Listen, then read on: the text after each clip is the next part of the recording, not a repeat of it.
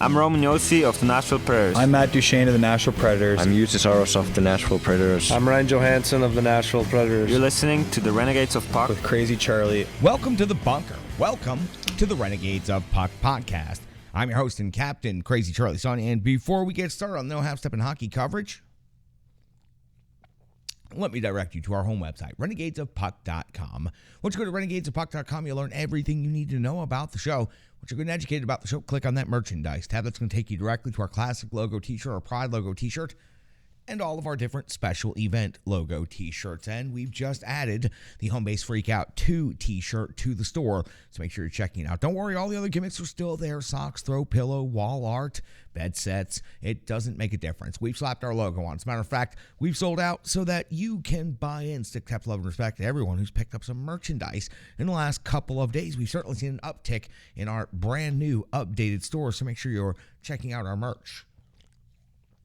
Social media is of critical importance to this independent hockey operation and is the easiest way that you can support us. Please go to the following platforms. Give us a like, give us a follow, give us a subscription. Help us by passing around a link. It doesn't cost you a thing, and it certainly would go a long way to helping us out. Facebook, Instagram, Twitter, and TikTok. Those are social media platforms where you can find us. You can also find our live streaming channel over there on Twitch. You can find us on YouTube, and thank you so much to all our brand new subscribers for Renegades of Puck TV. And, of course, you can find us on numerous audio platforms. Your preferred podcast platform, just search Renegades of Puck. All totally available to you 100% for free. Just click on and support. It goes a long way to helping out this independent hockey operation. Now, if you'd like to become a sponsor or a partner of the Renegades of Puck, please go to Venmo, search Renegades of Puck, or scan the QR code that's currently on your screen. Thanks to generous Renegades just like you right there, watching and listening, we have been able to make significant upgrades here in the trenches and especially in the bunker. Lighting, microphone, camera, equipment behind the scenes, and in this next rotation, we are looking to upgrade to a brand new computer system to make the show that much better, that much more efficient, and to allow us to do that much more. So please, even $1 goes a long way to helping the Renegades of Puck again. Just scan the QR code or search Renegades of Puck on Venmo. Home Base Freak Out 2. It's only a week away.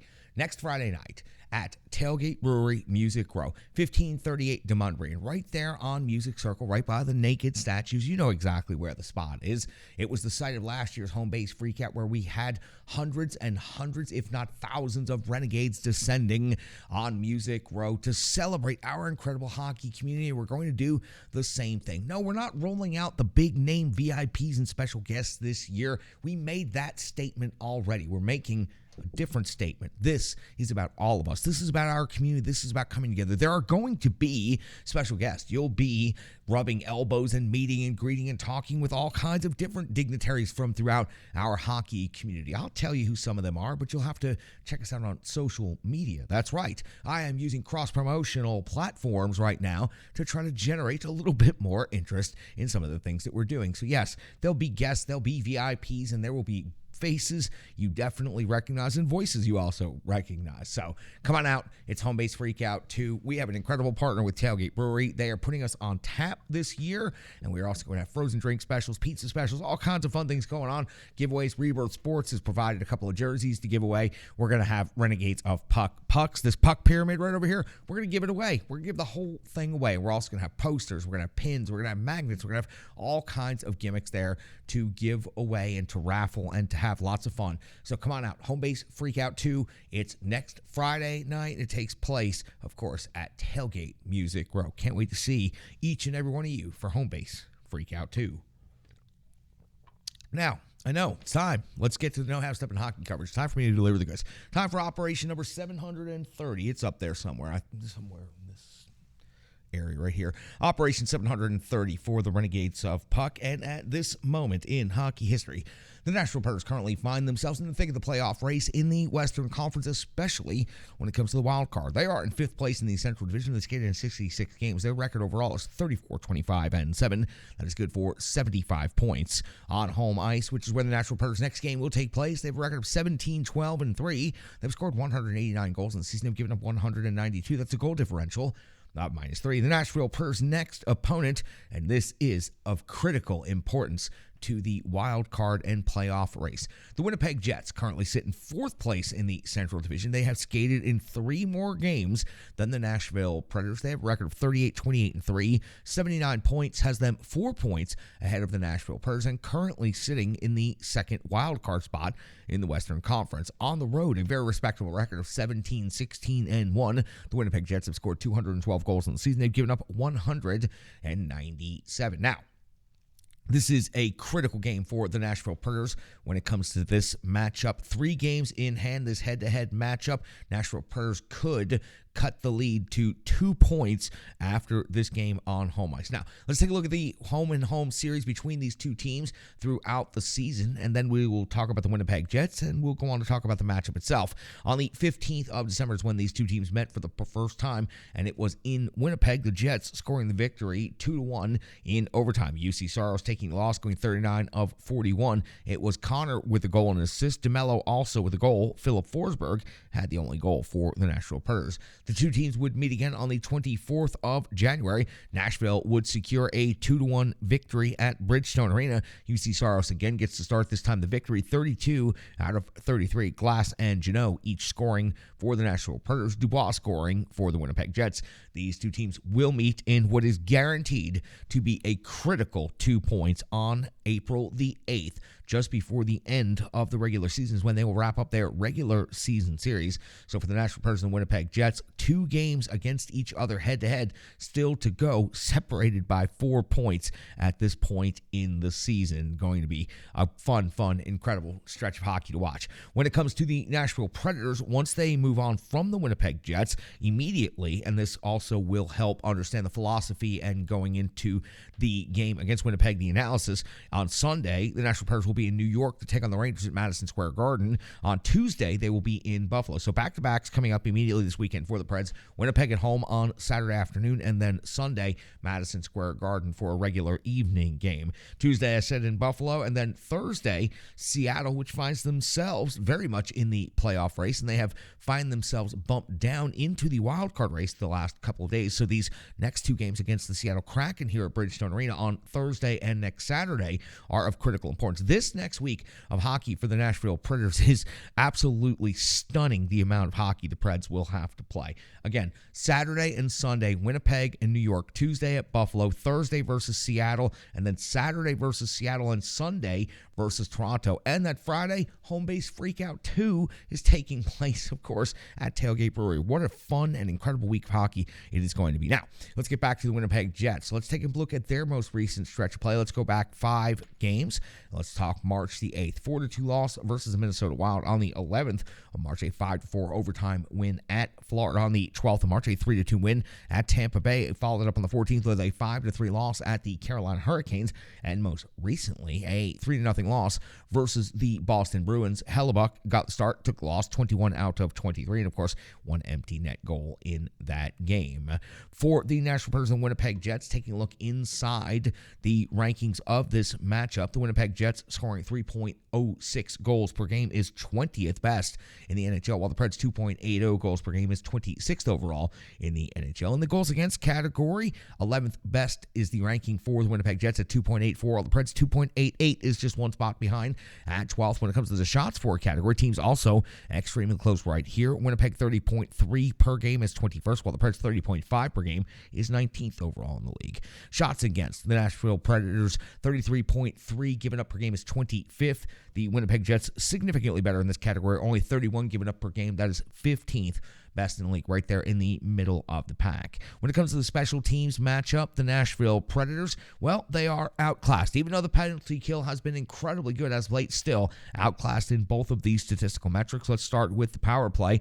Preds have the 25th rated power play in the NHL for the season. 18.5% is their conversion rate. The Winnipeg Jets are the 20th best power play in the league. 21% conversion rate, 47 out of 224 opportunities. When it comes to the penalty kill, yes, the Nashville Predators have been surging, especially as of late. 81.7% is the kill rate. They are 11th best in the NHL, up one spot since the last time we talked about it. 40 power play goals against on the season. Now, the Winnipeg Jets are third best in the NHL in penalty kill. 83.2% is their kill rate. 34 power play goals against on the season. Now, affecting the matchup between these two teams, of course, is going to be injuries. And for the Nashville Predators, they are definitely missing some offensive punch with Philip Forsberg now out of the lineup. It has been day-to-day for so long, I actually forgot how many games he has missed. I believe it might have been 16 as of tonight, but day-to-day doesn't usually add up to 16 games missed on the season. Parson also still listed as day-to-day. McDonough also still listed as day-to-day. So that gets you all set up between the two teams. But before we wrap up the segment, let's talk about the individual statistics and the individual leading scorers for both of these clubs. Again, it's going to be a critical game in the Central Division. Important hockey being played late in March at Bridgestone Arena.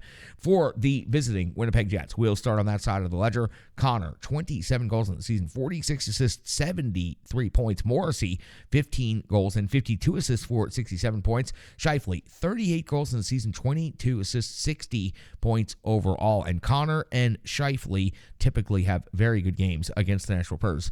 Luke Dubois, 24 goals and 31 assists for 55 points. And Wheeler, 15 and 35 for 50. In net, Connor Hellebuyck. Nashville Predators fans are, of course, extremely familiar with Connor Hellebuyck from all of the many years that they have faced off against him. 29, 21, and 2 on the season. A 9.18 save percentage.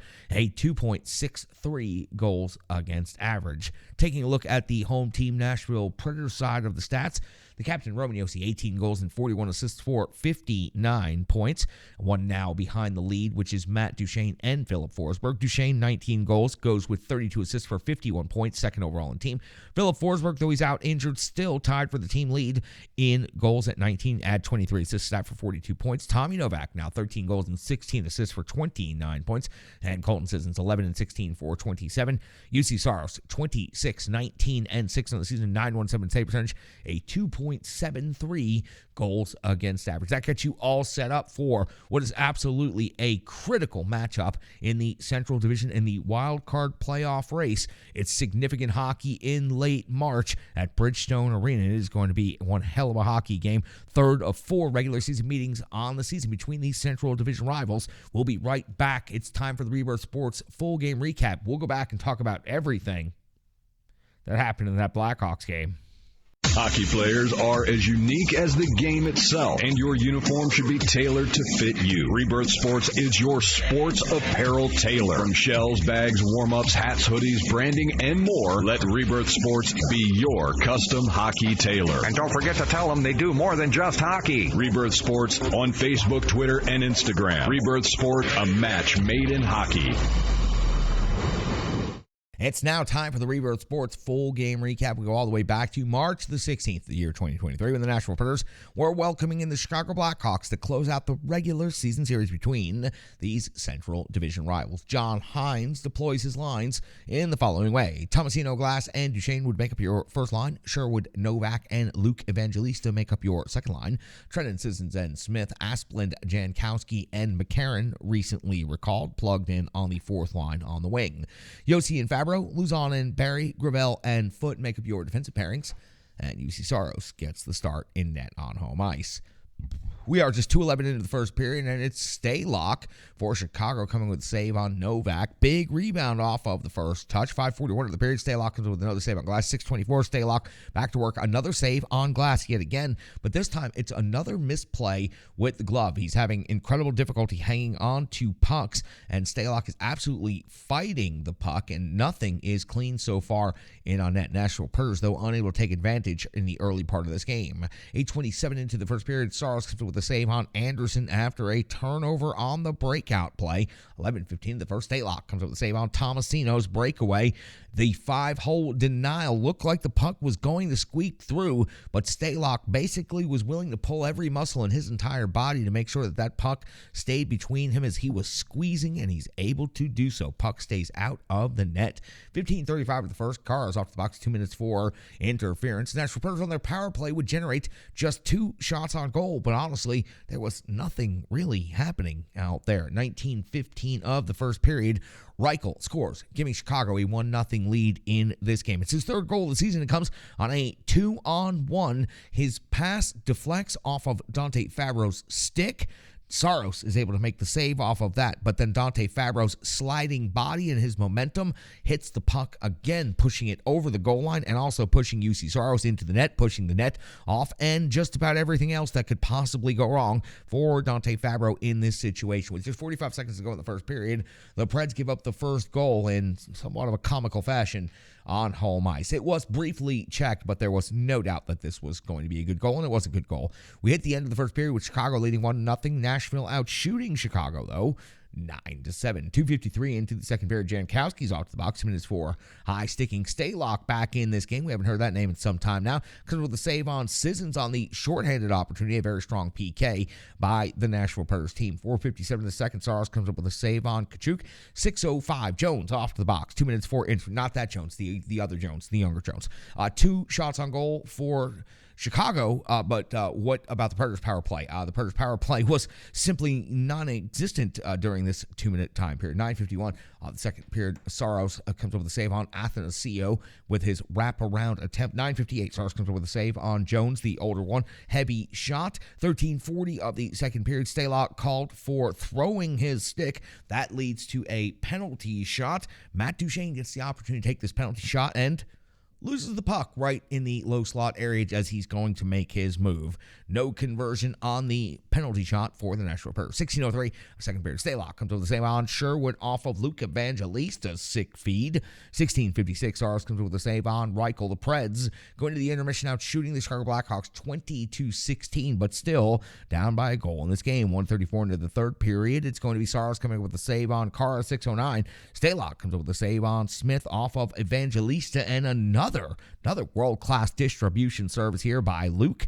It is 6:56 into the third period now. Saros is coming up with a save on Dickinson off of the rush. At 8:01, though, it's Anderson coming up with the fifth goal of the season, giving the Blackhawks a 2-0 lead. It was the captain, Roman Josi, getting worked behind the net hard on the forecheck. He turns the puck over, and the puck finds its way into an empty net easily. Anderson had the entire net to finish, and he does. Blackhawks hold a 2-0 lead in the third period. 8:49. Looks like the Preds are going to get right back in it, but Trennan hits the post. 14:04 after the Blackhawks start shutting things down. Stalock comes up with a save on Luzon with the mask way outside of his crease, but Stalock's kind of wild, so he's just kind of like that. 15:30 in the third period. Saros comes up with a save on Athanasiu on the breakaway. Impressive save there by UC Saros. 18:19 of the third period. Stalock comes up with a save on Barry's long shot. 19:36 with the extra attacker. Saros on the bench. The captain, Roman Josi, gets his 18th goal of the season. It was a double deflection off of 2 Chicago players. Now the Nashville Predators on the board, but still trailing by 1, unable to convert with the 6-on-5 over the remaining seconds of the game. Chicago scores the victory at Bridgestone Arena 2-1. Nashville does outshoot Chicago 36-21. So the Blackhawks only 5 shots on goal in the third period, mostly in shutdown, defensive, and protect mode. For the Nashville Predators, listen, this is a night where virtually everything went wrong, and they lost by 1 goal to a team that's below them in the standings. Yes, it's a game that they honestly really need to win in order to make sure that they're keeping the playoff race as tight as possible, putting as much pressure on the teams above them. But this is the type of night that you are going to have from time to time, especially once you've dismantled a lot of the veteran core of the team and you've brought a lot of youth and a lot of inexperience in. For the Nashville Predators, just about everything went wrong in this game. We're going to talk about how everything went wrong, but overall, for this game in general, the Predators weren't an awful team. They just did not take advantage of at least five classic opportunities where in the NHL you have to put the puck in the net. I'm talking about a penalty shot. I'm talking about a breakaway. I'm talking about power plays. I'm talking about the Nashville Predators simply not taking advantage of any opportunities that they had in this game. And Stalock was really fighting the puck early on in this game. It's really unfortunate Nashville Predators unable to come away with any points in this game on a night when the Winnipeg Jets ahead of them fall to the Boston Bruins. The Nashville Predators could have cut it to 2 points going into the head-to-head matchup against Winnipeg on Saturday afternoon. But for the Nashville Predators, they fall 2-1 on home ice against Chicago Blackhawks, a game that most people think the Predators should have won. Preds should have found a way to get some points out of this one. They were unable to do so. They were dreadful out there tonight. We'll talk about it. We'll cover it. We'll do it in an honest and fair way, and we'll tell you the truth about exactly what happened out there without getting too hyperbolic or too out of control. We're going to sit back. We're going to drink a beer. We're going to talk about the rest of this game, what happened, and we're going to preview what's going to happen with the Winnipeg Jets upcoming. So, Nashville Predators fall to Chicago on home ice. Renegades of Puck are in the trenches next. We've got analysis. We've got stats. We've got opinions. We've got Sean C. Smith. We've got Brian Bass. We've got the Renegade Analytics Desk, and we've got each and every one of you right there. Sure to appreciate each and every one of you jumping in the trenches with the Renegades of Puck and watching and listening to the Renegades of Puck podcast. Right back after these messages. Hello, hello, hello. I'm Tracy, owner-operator of Strong Style Fitness. And that's me and my training assistant, Rizzo. And we are here to bring you fitness that meets you where you are by offering circuit classes, bar-inspired classes, Tabata workouts, boot camps, guided stretching, and more, all taught by a certified personal trainer, me. To learn more, go to our website, strongstylefit.com. Subscribe on YouTube at Strong Style Fitness. Follow on social media at Strong Style Fit. But most importantly, let's get you moving. It doesn't matter if it's your first workout or you've been doing it for years.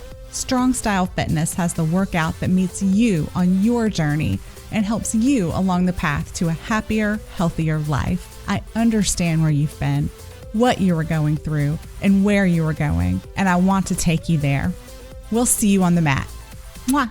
UC Saros was 19 out of 21 in this game, and let's face it, Fabro put one in and did just about everything possible to put that puck into the net. The captain, Roman Josi, who's usually smooth as hell on defense, was just absolutely worked behind the net and forces a turnover. It was a light workload and a strong overall performance, including a breakaway by Athanasiou, but there's only so much your netminder can do when the team in front of him cannot convert on their opportunities. This was in no way UC Saros' fault that the Nashville Predators fell by one goal on home ice tonight. Overall, when he had the chances to stop pucks, thought that he did a pretty decent job of it. It was very difficult to stop either of the two that ended up in the net. Now, let's go right to the captain, Roman Josi. Now, this is going to be a list of things that were not so great in this game, but again, we're going to be fair and honest about it, and we're going to talk about it because it's what happened, and we have to address it.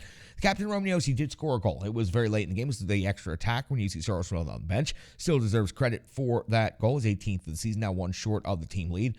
29-59 in total time on ice, led the Nashville Predators in total ice skated, but he was just brutal behind his own net on that turnover, and that's what led to the second goal for Chicago and eventually the game-winning goal for the Blackhawks. You don't typically see Roman Josi get walked by a hard forecheck, but the two Blackhawk forecheckers got in behind the net. They worked him over. They moved the puck back to the front of the net area, and they put the puck in the net. The captain, Roman Josi, has much better performances on a consistent basis, so there's no reason to be concerned. This was just one of those moments where he didn't make the play. And, well, if you watch the Nashville Predators night in and night out, you just come to expect Roman Josi to make plays like that and not have such brutal turnovers in his own zone. Let's talk about Dante Fabro. His determination was his own detriment, and it led to an own goal. Listen, Dante Fabro did all he could to get back on the back check, and he gave up the body. He was on the ice sliding, trying to take away the passing lane, trying to make it as difficult as possible for the Blackhawks on that 2-on-1. But unfortunately, the amount of momentum that it took him to get back on the back check, once he was down on the ice, he wasn't going to be able to stop himself, and he ends up not only deflecting what was the attempted pass across for the backdoor slam, but he ends up then carrying the rebound off of Saros' pad back across the goal line, including the goaltender, including the net, and it becomes quite a comical situation at Bridgestone Arena when the more times you watch the replays, I don't think anything else could have gone wrong other than perhaps an injury occurring. I can't believe I even just had that thought right now. Let's talk about Matt Duchene. Oh, man. Yeah, having that thought. Awful. Matt Duchene, listen. Matt Duchene's been in the NHL entirely too long. I understand the difference between, and they tried to make the distinction on the broadcast, in a shootout, the ice has been dry scraped.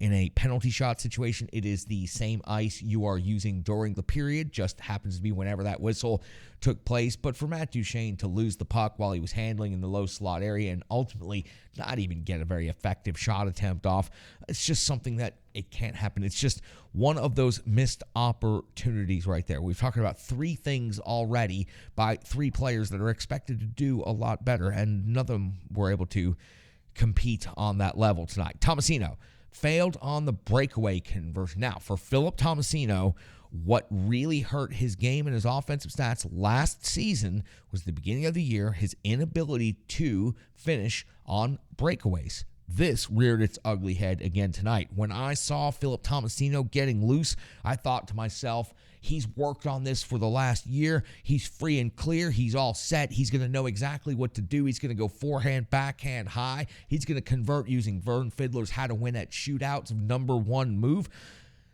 But then he didn't do so. He just failed to convert on the breakaway yet again. Philip Tomasino's got to figure out how to convert on those. He's fast, and he gets opportunities, and he has to score on those. So, again, another blown opportunity right there by the Nashville Predators. And this one, it might be the worst of all just because it's not one singular play, a turnover, a sliding and accidentally knocking the puck in your own net, losing the puck on a penalty shot, failing to convert on a breakaway. All four of those are one single individual moment in a game, but this is where it really got bad for the Predators. On the power play tonight, 0 for 2, and it just wasn't very good. The Blackhawks do not have a very good penalty kill at all, and the Preds were simply not able to generate very much offense. Kind of disappointing at Bridgestone Arena to see the Nashville Predators that flat out there on the power play. So, for the Nashville Predators, they fall 2-1. They lose by 1 goal on home ice, and I just pointed out 5 critical mistakes that the Nashville Predators made in this game. Nothing was working for the Preds tonight, and they only find themselves losing by 1 goal on home ice. Sean C. Smith is in the trenches. From A to Z Sports.com, you know that. You can find him on Twitter at SCSNSH. He's going to talk to you about everything that happened at Bridgestone Arena tonight, and he's going to try to keep an even keel on it just like I did just now. Sean, the show's all yours. Hey, Charlie. Hey, Renegades. Sorry, just having a little popsicle here to wash the taste of a regulation loss to the Blackhawks out of my mouth. It's not anything that anyone wants. It's not anything anyone likes. But unfortunately, that's the result you're getting tonight. And here's what I'm going to say. I'm not going to drag it out. I'm not going to go on and on. You've got to remember, this team has lost a lot of players. And now they found themselves in the unique situation where they have an opportunity to make the playoffs. Now, what I like about this is that it gives this group of kids, really, there's a lot of young kids on this team, something to strive for, and they've been stepping up to the challenge. And you see a team like Chicago as a fan, even as an analyst, whatever, and you say, okay, here's a team that the Predators should be able to push around very easily. But you've got to remember, the Blackhawks, despite what I'm sure all their fans want, which is them to tank, right? They obviously want Connor Bedard. They've got something to prove. They're trying to prove that they're not dead. Yeah, they've lost Patrick Kane, and the season's not over. I mean, they're not obviously going to make the playoffs, but they don't have a chance to make the playoffs. But still, they want to prove that they're not dead yet. And they proved that tonight with the win against the Predators. And it's unfortunate because the Predators really could have taken advantage of that Winnipeg loss to Boston. You kind of knew that one was coming. Boston doesn't play around. They're on another level than the entire league this season. And if they're not Stanley Cup favorites, I don't know who is. But here's the thing. The Jets lost. The Predators lost. They gained no ground. They could have gained 2 points. They could have been within 2 points of a playoff spot with Winnipeg coming to town this Saturday. But you get the result you had tonight. And what can I say? You want me to break it down for you? The Blackhawks would not let anybody get into the offensive zone. They stood those guys up at the blue line all night long. And this was what was remarkable, once they did get in to the offensive zone, they'd be pinched all the way down against the boards. They'd try to make a cross-ice pass, somebody open. Somebody was there to disrupt that pass almost every time. Almost every time. Now, you can blame this on Fabro if you want. It wasn't his fault. I mean, the goal happened. Yeah, that was what it was. But this loss is not on Fabro. This loss is on the fact that Chicago was willing to stand dudes up at the blue line and make it really, really hard for the Predators to get anything going in the offensive zone. That's exactly what happened. That's the thing you got to avoid. You've got to be prepared for that. They sent Igor Afanasyev down to Milwaukee, brought Michael McCarron up for the matchup, and that didn't really seem to pay off. So the fact of the matter is, Preds are still down a lot of guys that could be contributing, and they've got a lot of guys coming in that are trying to make a name for themselves and trying to prove that they're worth sticking around at the NHL level, and this is a great opportunity for that. And realistically, some of those guys tonight, they didn't shine, and that's what it comes down to. Chicago played a better game. Chicago defended that zone with everything they had, and once the Preds got into the zone, they didn't let them do anything. So, long story short, it sucked. And now I've got to eat the rest of this popsicle to get the taste of that L out of my mouth. Renegades, it's nice talking to you, Charlie. I'm going to send it back over to you. The digital environment can be quite intimidating, time-consuming, and cumbersome, especially with all those other areas that need attention at your business. And that's why Stripe Digital Solutions is here to help. I know, because that's exactly what Stripe Digital Solutions did for me and the Renegades of Puck. From designing my home website and helping me create my merchandise to special event posters, brand building, and social media management. But it's not just that, it's so much more. Stripe Digital Solutions has helped me every step of the way. From startup to full-time operation, Stripe Digital Solutions has been there to assist and advise every single step of the journey. In today's fast-paced world, the path to success is having a strong digital partner, and nobody is better in the trenches than Brandy and Stripe Digital Solutions.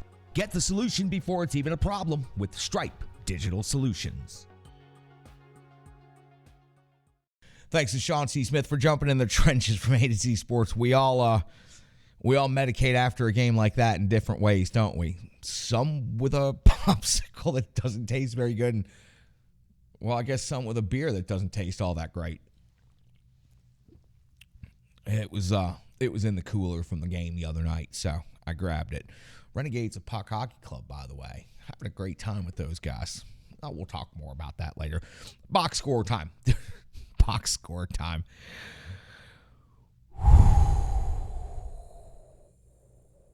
Tumbleweeds. Captain Romneosi scores the only goal for the Nashville Predators in this game. Assists go to Tommy Novak and Philip Tomasino. Shots leader, Matt Duchene. 5 shots on goal for this game. The penalty shot does not count as one of those. When it comes to block shots, 4 was the high number. That was by Dante Fabro. He blocked it all right, and then also by the captain, Roman Yossi. When it comes to hits, Sherwood, 7 hits. That's an impressive number in this game. Did not feel like a very physical game. It was kind of weird. McCarron gets the call-up, gets the opportunity, and you expect, they keep talking about the preview, the heavy lineup of the Chicago Blackhawks and how the Preds are going to need to bring a physical element and physical presence. That was almost non-existent in this game, except for Sherwood, who someone has set his mode to terminate as of late, because he's been a whole different player post-trade deadline for this Nashville Predators team since his recent call-up. Matt Duchene led the forwards in time on ice, 21-17 of total time skated. Least amount of time skated by any of the forwards happens to be McCarron at 8:36. Again, gets the call-up and uses up 8:36 of time on ice, delivers 4 hits. Other than that, though, very unnoticeable out there on the ice. The captain, Romneosi, at 29:59 in total time on ice. That is an incredibly high number of minutes for the captain in this game. Unable to secure the victory, though, and guilty of the bad turnover there at the end that gave Chicago Blackhawks the game-winning goal.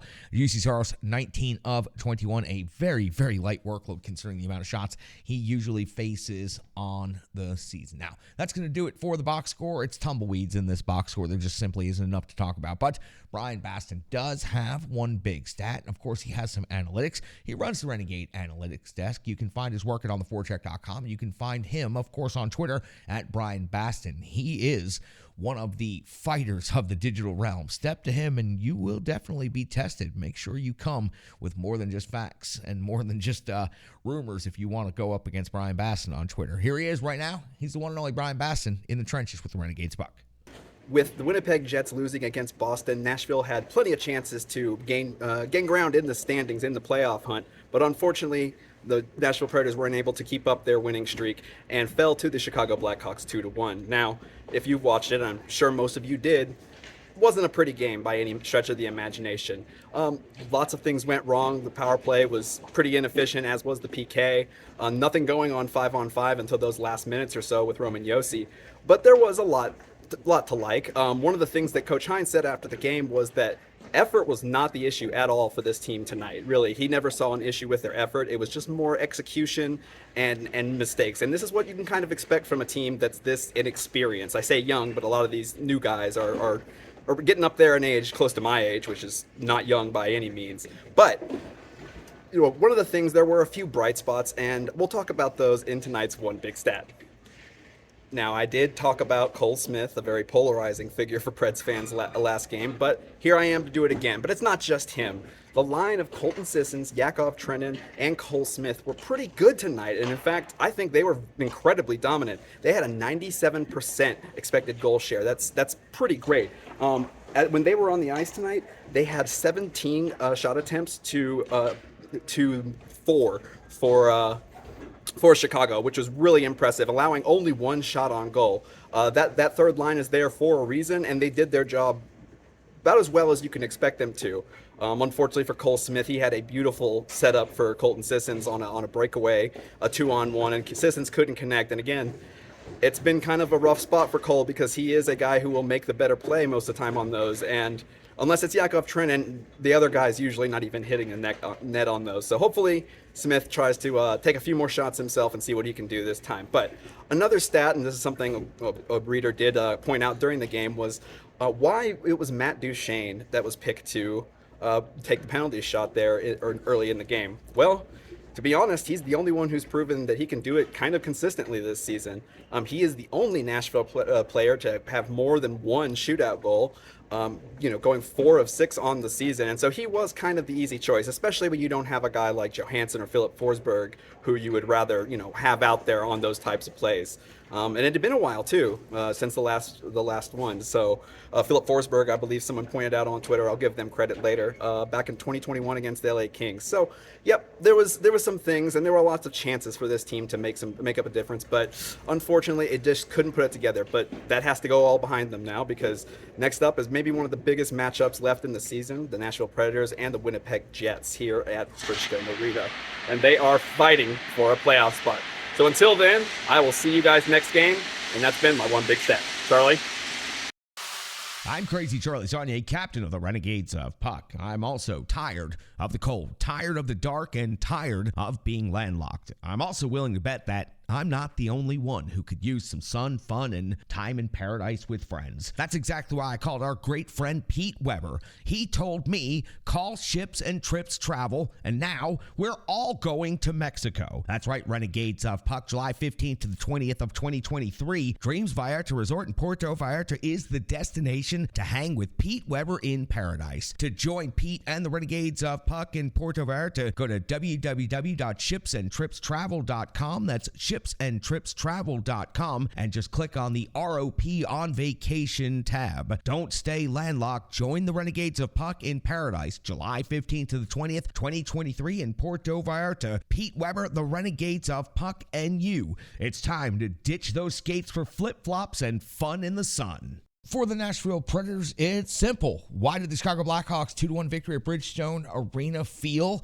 a little bit heavier than it probably should have? A 5th-place team losing to an 8th-place team. Neither one of the teams currently in a playoff spot. Well, it felt different because the Nashville Predators have been surging as of late, and they're making a run at a playoff spot. So, meaningful hockey is being played now at Bridgestone Arena here in late March, and it will continue being played as the Winnipeg Jets come in, the team just ahead of the Nashville Predators in the standings, and the team that the Nashville Predators must jump if they wish to take a playoff spot this year in the Western Conference bracket. So to have meaningful hockey after what we've been through, the beginning portions of the year, the dismantling, the trade deadline, and everything that was going on, the underperforming just about everything, the Nashville Predators have turned a corner, and now this new young Milwaukee Admirals team that has been promoted to Nashville to back up the handful of veterans that remain, Well, they are playing incredible hockey. Now, this game has been the anomaly, honestly, so far, and it's to be expected from time to time. Listen,